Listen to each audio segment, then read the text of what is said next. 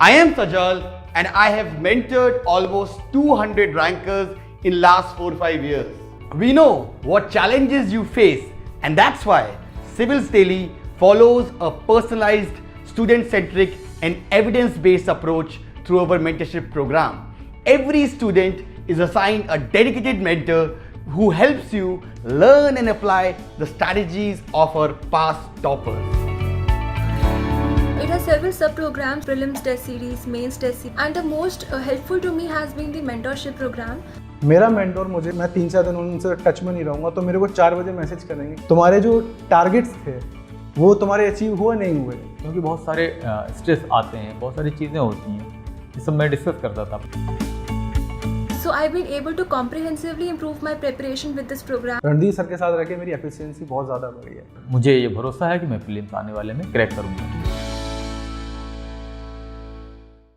Hello everyone, मेरा नाम इशिता राठी है। मैंने इस साल सिविल सर्विसेज यूपीएससी की परीक्षा में 8वां स्थान हासिल किया है एंड आज मैं आप लोगों के साथ अपनी स्ट्रैटेजी बहुत ही ब्रीफ में शेयर करना चाहूँगी।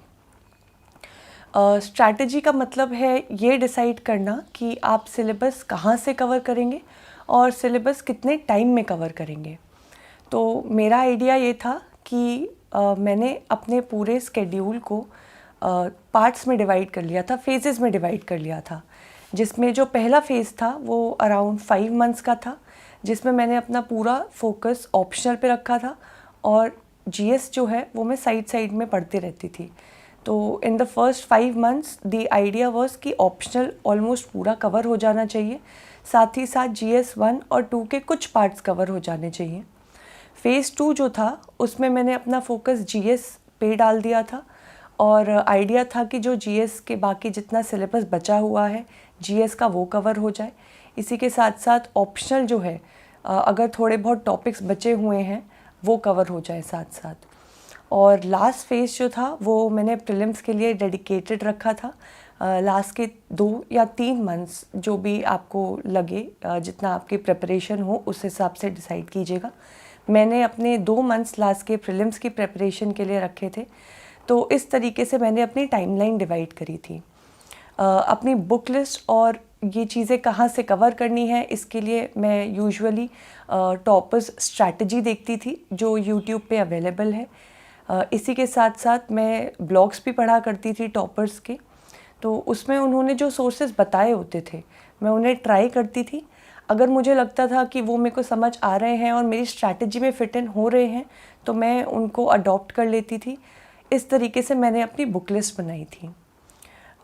ये तो हुआ कि किस टाइमलाइन में और कहाँ से कवर करना है, इस तरीके से मैंने डिवाइड किया था। दूसरी चीज़ बहुत इम्पॉर्टेंट जो थी वो थी टेस्ट सीरीज़। मैंने टेस्ट सीरीज़ अपने सेकंड फेज़ में देना स्टार्ट कर दिया था जब मेरा ऑप्शनल कुछ हद तक कवर हो चुका था और जीएस भी मैंने ऑलमोस्ट 20-30% कर लिया था। तो मैंने टेस्ट सीरीज़ ज्वाइन करी थी। आइडिया था कि प्रीलिम से पहले एटलीस्ट मैं 4 या 5 टेस्ट ऑप्शनल के और जीएस के लिख लूँ ताकि वो एक कॉन्फिडेंस आ जाए कि अगर प्रीलिम्स क्लियर होता है तो उन 2 महीनों में मेंस हो सकता है। इस तरीके से मैंने टेस्ट सीरीज़ को अप्रोच किया था। और तीसरी इम्पॉर्टेंट चीज़ मेरी स्ट्रैटेजी की रही थी नोट मेकिंग। मैंने सिलेबस के हर एक वर्ड पे अपने खुद के नोट्स बनाए थे। मैं A4 साइज शीट पे नोट्स बनाती थी ताकि आगे अगर कोई नई इन्फॉर्मेशन आती है, करंट अफेयर्स से कुछ एक्स्ट्रा जोड़ना होता है या फिर मॉक टेस्ट से कुछ लर्निंग्स होती हैं वो मैं उनमें इनकॉर्पोरेट कर सकूं। मैंने फर्स्ट ड्राफ्ट, सेकंड ड्राफ्ट ऐसे करके अपने नोट्स रिफ़ाइन किए थे और प्रीलिम से पहले ही मैंने ऑलमोस्ट अपने हर जीएस और ऑप्शनल के फाइनल नोट्स तैयार कर लिए थे। हर एक टॉपिक पे 1 या 2 पेज के नोट्स हुआ करते थे मेरे। प्रीलिम्स के बाद मैंने सिर्फ़ और सिर्फ उन्हीं नोट्स को रेफ़र किया था। मैंने उन नोट्स की मल्टीपल रिवीजन करी थी। मैं 4 या 5 बार उन नोट्स को रिवाइज़ करके गई थी। बाकी मेरी जो बुक लिस्ट है और मेरी डिटेल स्ट्रैटेजी है वो मैं आपके साथ आगे आने वाली वीडियो में शेयर करूँगी।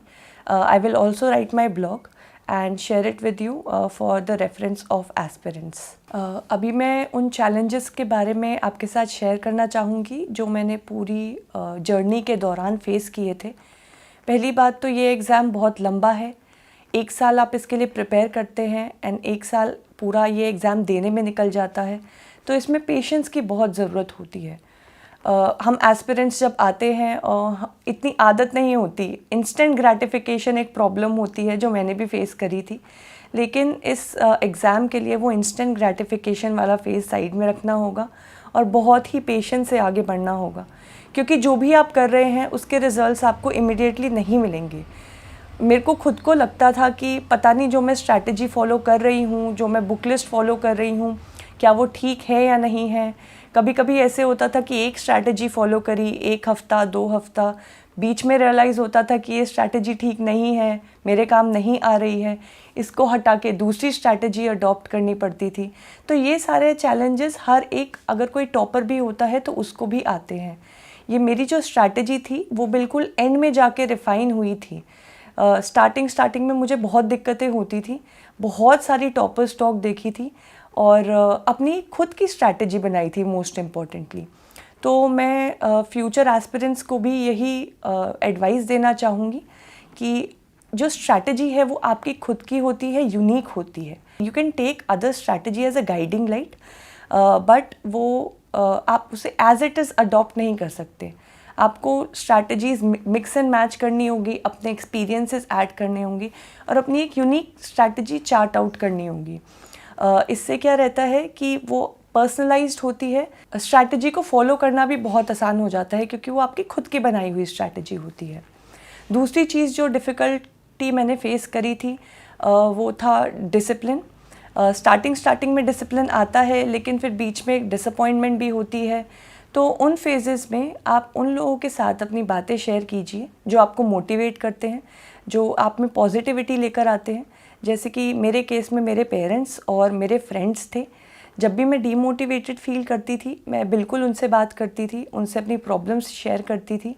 हो सके तो रो लेती थी, लेकिन रोने के बाद आप फिर दोबारा एक नई स्ट्रैटेजी बनाइए, अपने आप को फिर मोटिवेट करिए और पढ़ने बैठ जाइए, क्योंकि इस एग्ज़ाम में self motivation is the most important thing जो सक्सेस को पाने में आपको हेल्प करेगा।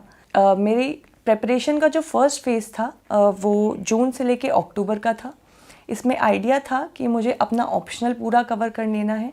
ऑप्शनल के लिए मैंने बेसिक बुक्स तो रेफ़र करी ही थी, बट इसके साथ साथ मैं पास्ट ईयर क्वेश्चन ज़रूर साथ में लेकर बैठती थी, ताकि मुझे पता चल सके कि एक पर्टिकुलर टॉपिक्स में कौन से एरिया ज़्यादा इम्पॉर्टेंट है, उस पर ज़्यादा फोकस रहता था। साथ साथ मैंने नोट मेकिंग भी करी थी और पूरा हफ्ता मैं पढ़ाई करती थी, लेकिन संडे मैं ऑफ रखती थी, जिसमें मैंने पूरे हफ्ते में जो भी पढ़ाई करी है मैं उसको दोबारा रिवाइज़ करती थी। साथ ही साथ मैंने करंट अफेयर मैगज़ीन, एक सोर्स मैंने डिसाइड कर लिया था। मेरे लिए वो विजन IAS का PD 365 था। मैंने वहाँ से करंट अफेयर्स कवर किया था और मैंने मॉक टेस्ट पे बहुत ध्यान दिया था। इसमें मैंने अराउंड 50 to 60 मॉक टेस्ट दिए थे। मॉक टेस्ट देकर मैं एनालिसिस में उसका ज़्यादा टाइम अपना वेस्ट नहीं करती थी।